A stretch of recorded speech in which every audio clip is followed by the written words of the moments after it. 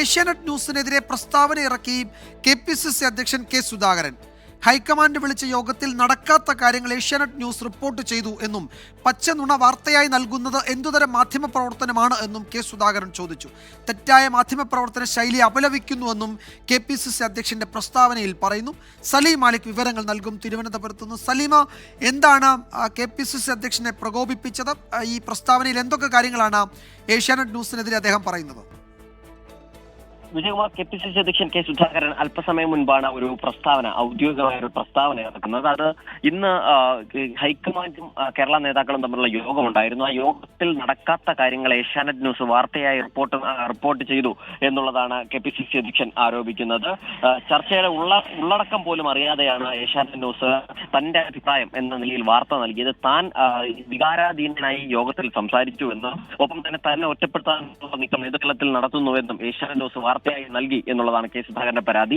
താൻ അങ്ങനെ പറഞ്ഞിട്ട് പോലുമില്ലാത്ത കാര്യങ്ങളാണ് ഏഷ്യാനെറ്റ് ന്യൂസ് നൽകിയത്. ഇത് ഏതുതരം മാധ്യമ പ്രവർത്തനമാണ് എന്നുകൂടി, ഈ പച്ചനുണ വാർത്തയായി നൽകുന്നത് ഏതുതരം മാധ്യമ പ്രവർത്തനമാണ് എന്ന് KPCC അധ്യക്ഷൻ ചോദിക്കുന്നു.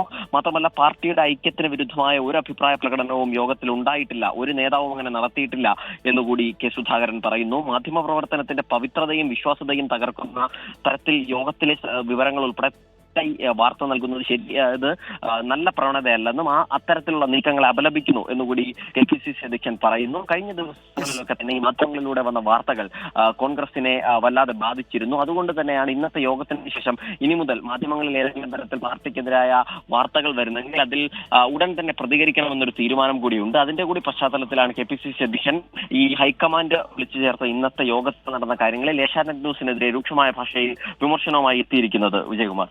യെസ്, സലീം മാലിക്കാണ് വിവരങ്ങൾ നൽകിയത്. ഹൈക്കമാൻഡ് വിളിച്ച യോഗത്തിൽ അദ്ദേഹം വൈകാരികമായി പ്രതികരിച്ചു എന്ന മട്ടിൽ തെറ്റായ വാർത്ത നൽകി എന്നാണ് അദ്ദേഹം ഇപ്പോൾ വാർത്താക്കുറിപ്പിൽ അറിയിച്ചിരിക്കുന്നത്. അതിനെതിരെയാണ് വാർത്താക്കുറിപ്പ് KPCC അധ്യക്ഷൻ പുറത്തിറക്കിയിരിക്കുന്നത്.